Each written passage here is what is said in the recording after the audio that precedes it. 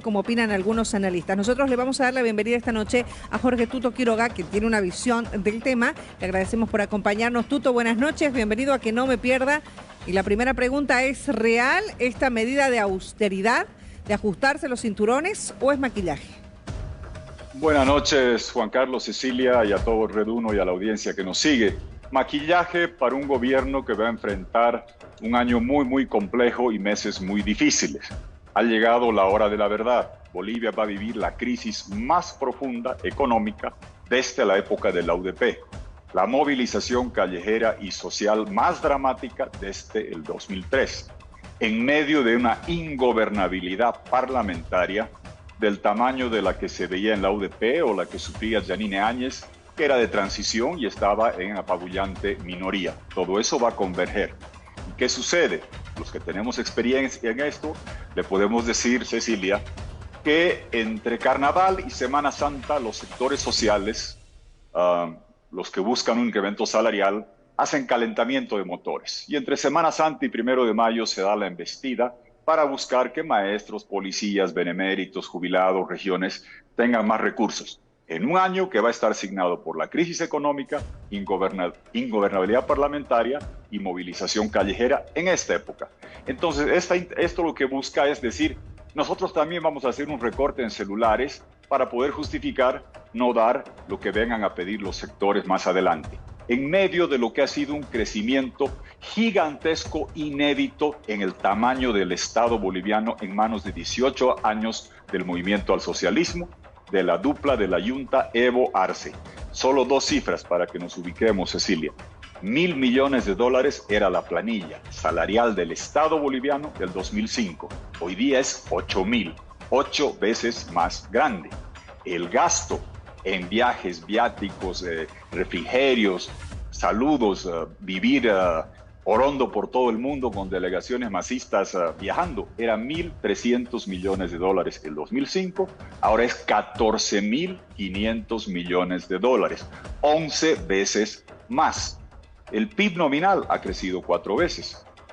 Debajo, hasta ese nivel se podía justificar, pero no una planilla 8 veces más grande y la gastadera 11 veces más grande por la farra azul, que ahora vienen con esta medida a pretender que una persona obesa con 180 kilos de peso, en lugar de dieta y ejercicio y una reforma total del Estado, le diga a usted, me voy a la peluquería, que me corten el cabello para pretender que estoy bajando de peso.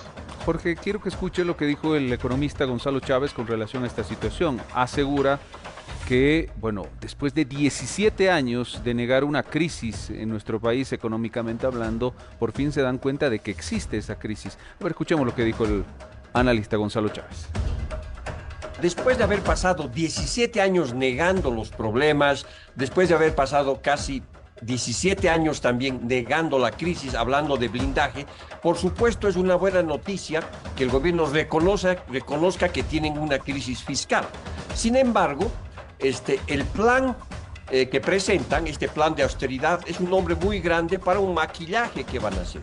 ¿No es cierto? El déficit público en Bolivia existe hace 11 años y es enorme. Y tiene que ver con 2.000 millones de dólares de subsidios, tiene que ver con empresas públicas que no funcionan, tienen que ver con un aparato estatal de más de 500.000 de personas, tienen que ver con sueldos altísimos de los jerarcas del poder. Coincide Gonzalo Chávez en que este es simplemente un maquillaje. Tuto, ¿cuál sería un verdadero plan de austeridad que deje de lado el maquillaje? Dejar la gastadera infernal de 18 años del movimiento al socialismo, liderizada por Evo Morales y Luis Arce. Ojo, ahora se quieren diferenciar, ahora se quieren pelear y se buscan culpar. E incluso creo que usan la terminología, ¿no? Yo le decía cajero al señor Arce, ahora Evo Morales le dice cajero. Despilfarro, se dice narcotráfico. Ahora se usan los términos entre ellos que durante años hemos sabido. Esto se veía venir, no se obró a tiempo.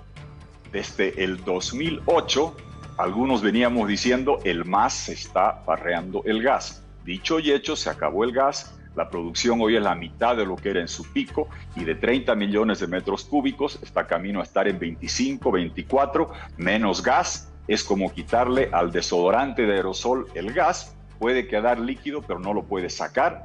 menos gas, menos líquidos, más importaciones, más subsidios. El tipo de cambio en la bonanza lo dejaron fijo en noviembre del 2011, más importaciones, más contrabando. Esto se veía venir hace mucho tiempo y el corolario fue que cuando se empieza a acabar el gas, se farrean los dólares del Banco Central y en la UDP no tocaron el oro. Aquí ya vendieron la mitad del oro y vendieron más de la mitad del oro violando la ley, lo que es materia justiciable. Tuto, claro, pero ¿qué hay que hacer? Usted dice dejar la gastadera infernal, una frase que usted la acaba de decir. ¿Pero qué? ¿Dónde? ¿Dónde se gasta más en este momento en Bolivia? Porque para que exista déficit es porque uno efectivamente, como lo dicen los analistas, uno gasta más de lo que percibe en este caso. ¿Dónde hay que aplicar medidas reales? Le he dado los dos sectores en la primera pregunta donde más se ha crecido el aparato hipertrofiado, el efenteásico, lleno de pegas para amigos, parientes, nepotismo. Creen que el Estado es de ellos, cuando los recursos que lo financian vienen de los bolivianos que trabajan, del gas que otros hemos descubierto, producido y exportado, y ellos se lo han farreado y terminado. Para que entendamos la dimensión de lo que ha sido el MAS en sus años de gobierno. La planilla, el gasto en ítems, en pegas, ha pasado de 1.000 a 8.000. 8 veces, cuando la economía nominalmente ha crecido 4 veces, y al tipo de cambio de la calle de aquí a unos meses veremos en cuánto va a quedar ese PIB. Si lo usamos en el tipo de cambio que quiere el gobierno de 6.86 o el de la calle, va a haber una caída dramática del mismo PIB que se está usando. El gasto en papeles, en computadoras, en impresoras, en vehículos, el gasto corriente, los viajes, los viáticos, los aviones, los helicópteros, todo lo que hemos visto estos años.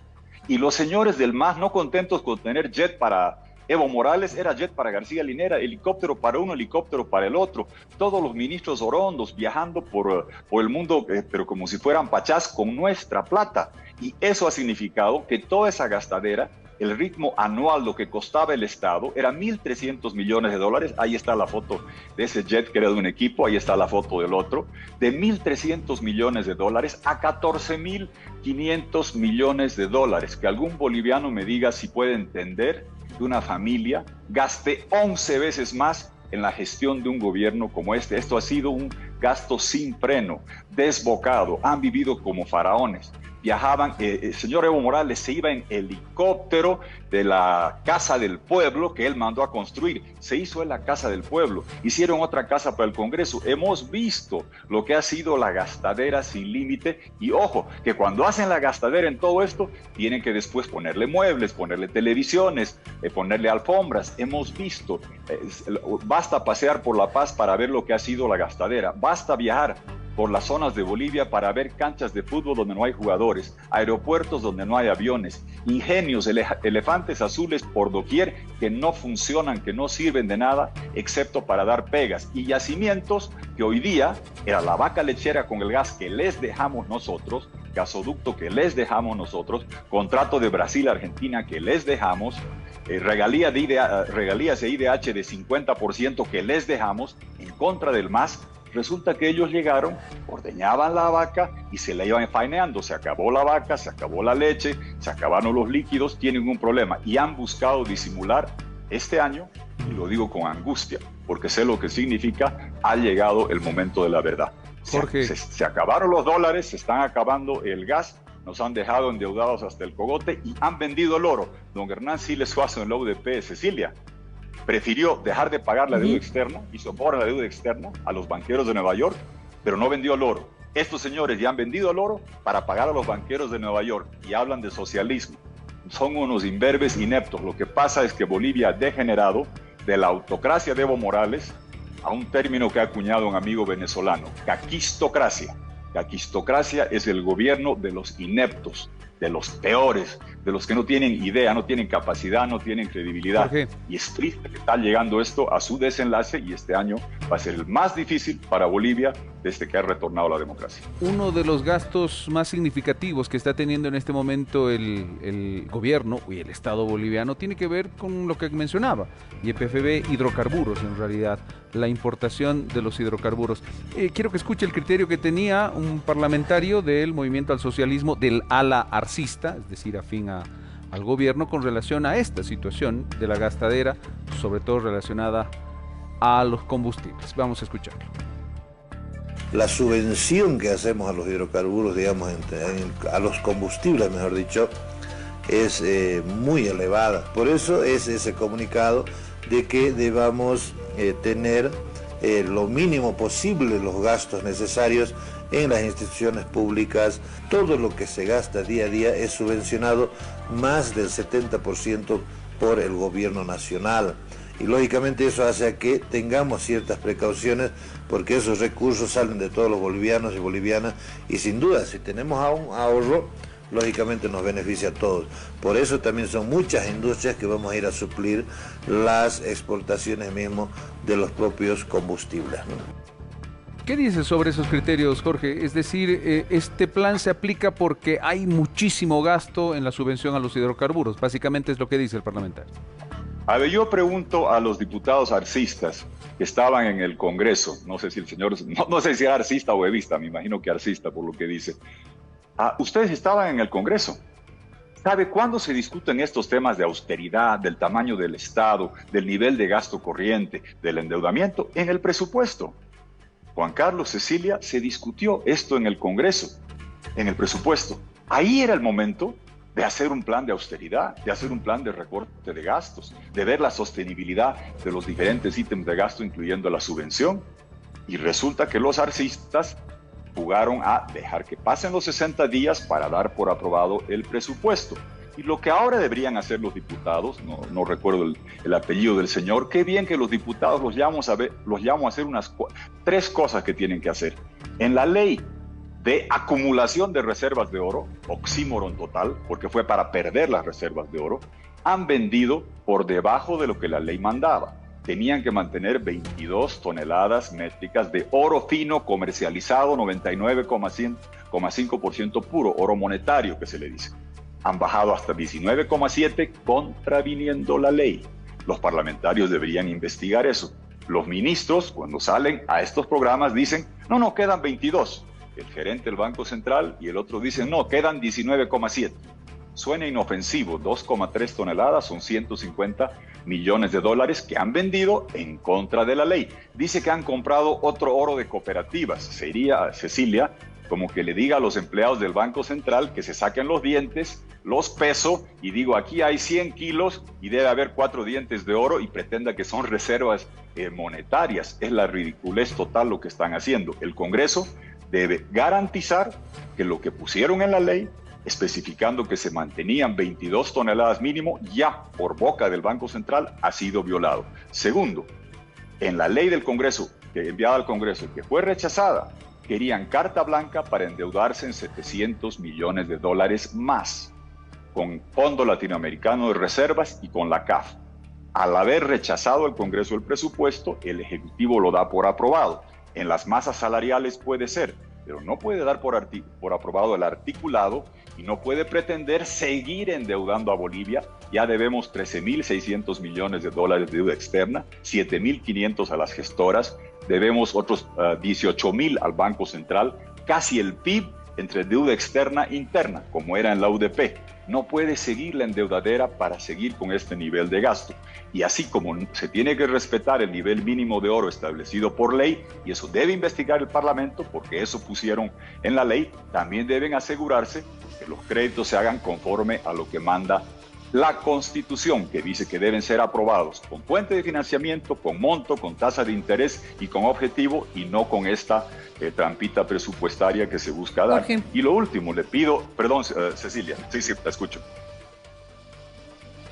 Yo le quería preguntar a propósito de todo lo que usted ha dicho, y comenzando prácticamente por el principio, la primera pregunta que yo le decía, ¿es maquillaje o es real? Usted me decía es maquillaje. Si esto se mantiene entonces como está y no se toman otro tipo de medidas más drásticas, como usted proponía aquí también en esta entrevista, ¿se va a lograr algo con estas medidas de austeridad como se las menciona o no? No, solamente son un show para que cuando se sienten con la COP, que son sus socios de todo esto, digan, el gobierno se está ajustando el cinturón porque le ha quitado el celular al ayudante, del asistente, del chofer, de la secretaria, del director, del viceministro. Es para eso. para pretender de que todos tenemos que ser austeros y por ende a los beneméritos, a los policías, a las Fuerzas Armadas, a las regiones, a los maestros, a los médicos, a enfermeras, decirles todos nos tenemos que ajustar el cinturón. Es meramente para posicionamiento para lo que se viene. Recuerden ustedes que en este programa, entre fines de febrero a fines de marzo, cuando termine Carnaval, la Semana Santa, verán muchas movilizaciones. Acuérdense que el gobierno va a decir, señores, entiendan, hay dificultades, nosotros también estamos aplicando austeridad. Y pasada Semana Santa, que llega muy temprano ahora, a fines de marzo, va a ser un larguísimo abril y se va a tener que enfrentar la realidad de fuerte movilización callejera, de reivindicaciones sociales y salariales típicas de la época, casadas con las movilizaciones de Evo Morales y sus cocaleros que ahora está contra el gobierno, junto con la realidad que cada día se produce menos gas, por ende menos líquidos, por ende se debe importar más y no hay los dólares con que importar y por eso estamos viendo las trampitas de vender más oro de legalmente dispuesto, de querer endeudarse de contrabando bajo la mesa con esta plata y lo que iba a decir antes al finalizar. Yo llamo a los bancos también a despertar, defiendan a sus clientes. Ya les han quitado la farra de divisas del 2014 para ahora ha sido 17.500 millones de dólares. Los 13.200 de divisas más 2.700 millones de dólares que venían del Fondo Industrial, que venían del encaje, y el encaje era para garantizar justamente cuando la gente quiere retirar dólares, que le devuelva sus dólares. Se lo volaron los del gobierno de Arce.